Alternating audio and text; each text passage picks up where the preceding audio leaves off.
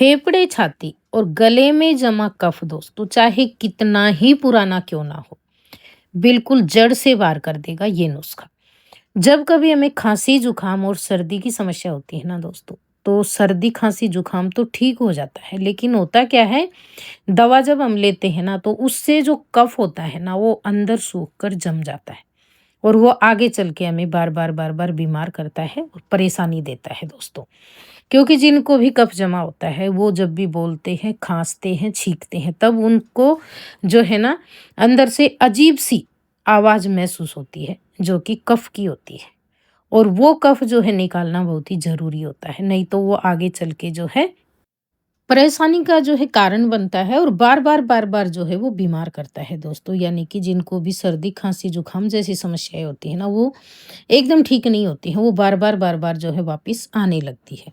तो आज मैं आपके साथ में जो नुस्खा शेयर कर रही हूँ, उसके लिए हमने जो सामग्री ली है, वो आप देख रहे हैं दोस्तों, हमने लिया है शहद। शहद जो होता है ना, ये जो जमा कफ या बलगम होता है ना, उसको नरम करके और पूरा बाहर कर देता है दोस्तों। चाहे शहद को आप दिन में 2-3 चम्मच, एक-एक चम्मच करके 2-3 बार ले सकते हो। शहद जो होता है, ये एक प्राकृतिक उपाय है दोस्तों। जमे हुए कफ को बाहर करने के लिए इसी के साथ में आपको जो दूसरी चीज लेनी है वो लेनी है दोस्तों किशमिश। किशमिश सभी जानते होंगे, ये एक प्रकार का ड्राई फ्रूट होता है जो ग्रेप्स को सुखाकर बनाया जाता है, ड्राई करके बनाया जाता है। बहुत ही ज्यादा फायदेमंद होता है उनके लिए जिनको सर्दी, खांसी, जुकाम हमेशा रहता है या फिर अंदर जो कफ होता है वो सूख जाता है, सूख कर जम जाता है, उसको बाहर करने के लिए बहुत ही बढ़िया चीज़ है किशमिश दोस्तों। किशमिश को आप जो है ना किस तरीके से लेंगे वो भी आपको मैं बताने वाली हूँ। किशमिश को जो है दिन में आप 2 बार ले सकते हो। 5-5, 7-7 किशमिश जो है एक बार में आपको लेनी है। दिन में 2 बार इसे आप ले सकते हो। किशमिश जो है दोस्तों आयुर्वेदिक गुणों के कारण ये वात, पित्त और कफ जो दोष होते हैं ना, इनको संतुलित करने के लिए और शरीर को ऊर्जा देने के लिए, खून बढ़ाने के लिए, यानी कि जिनको भी आयरन की कमी होती है ना, उसकी भी पूर्ति करती है ये। और साथ के साथ जितनी भी शरीर में कमजोरी होती है, जिनकी इम्यूनिटी कमजोर होती है, उसको भी ये बढ़ाती है दोस्तों। और जिनको कफ जमा है ना, चेस्ट के अंदर, फेफड़ों के अंदर, गले के अंदर, उनको जो है ना दिन में ये नुस्खा शहद और किशमिश 2 से 3 बार लेना है। 3 बार आप शहद किशमिश ले रहे हैं तो 5 किशमिश और 1 चम्मच शहद ले लेना। दोनों को आपको एक साथ चबा कर खाना है। लेकिन एक चीज़ यहाँ पे ध्यान रखना, किशमिश जो होती है ना दोस्तों, इसको सुखाया जाता है तो इसके ऊपर जो है धूल मिट्टी जम जाती है। तो किशमिश को आपको जो है धोकर फिर इस्तेमाल करना है। इसको अच्छे से 1-2 पानी से आपको मसल कर बहुत अच्छे से धो लेना है। लेकिन ज़्यादा देर तक भिगोकर इसको नहीं छोड़ना है, तुरंत ही धोकर निकाल लेना है और फिर आपको जो है 1 चम्मच शहद के साथ में इसको खाना है। धोना इसलिए ज़रूरी होता है, कई बार आपने किसी-किसी को सुना होगा कि उन्हें धूल-मिट्टी की एलर्जी होती है, उन्हें सर्दी, जुकाम, खाँसी हो जाती है या फिर कई बार जो है गले वगैरह में इन्फेक्शन हो जाता है, छींकें आने लगती हैं। तो आपको इस नुस्खे को जब भी आप आज़माएँगे तो किशमिश को धोकर ही उपयोग में लेना है। एक दिन में आप 10 से 15 किशमिश ले सकते हो। बच्चों को अगर आप नुस्खा दे रहे हैं, तो बच्चों को 5-7 किशमिश ही पूरे दिन में देनी है। आप जैसे 5 किशमिश एक बार में बड़ों को देंगे, दिन में 3 बार ये नुस्खा कर रहे हैं, तो 15 किशमिश हो जाएँगी। इसी तरीके से आप बच्चों को दे रहे हैं, तो 2-2, 3-3 किशमिश आप दे सकते हो, आधा चम्मच शहद के साथ में। किशमिश जो है दोस्तों त्रिदोष सामक, यानी कि ये वात, पित्त और कफ तीनों दोषों को जो है शांत करती है, जो आपके पूरे स्वास्थ्य के लिए बहुत ही बढ़िया मानी जाती है।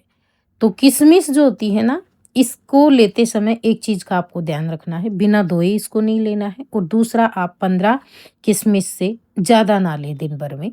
कोई भी अच्छी चीज़ लेते हैं तो मात्रा का आप खासकर ध्यान रखें, सीमित मात्रा में लेते हैं ना तभी आपको जो है ये फ़ायदा करता है। इसके साथ-साथ जब भी आप ये नुस्खा आज़माने लगेंगे, तो आपको कुछ चीज़ों का ध्यान रखना है। उसमें क्या करेंगे, जैसे आपको ठंडी चीज़ें, ना तो फ्रिज वगैरह का पानी पीना है, ना ही आप मटके का पानी पिएँगे। इस समय ठंडे पानी का इस्तेमाल नहीं करना है, ठंडा खाना आपको नहीं खाना और ठंडी तासीर वाली चीज़ें और जो फल वगैरह आप ले रहे हैं ना, उनको भी आप जो है 3-4 दिन के लिए ना लें, जब तक ये नुस्खा आज़माएँगे। ये नुस्खा आपको लगातार 3 से 4 दिन लेना है दोस्तों, दिन में 3 बार।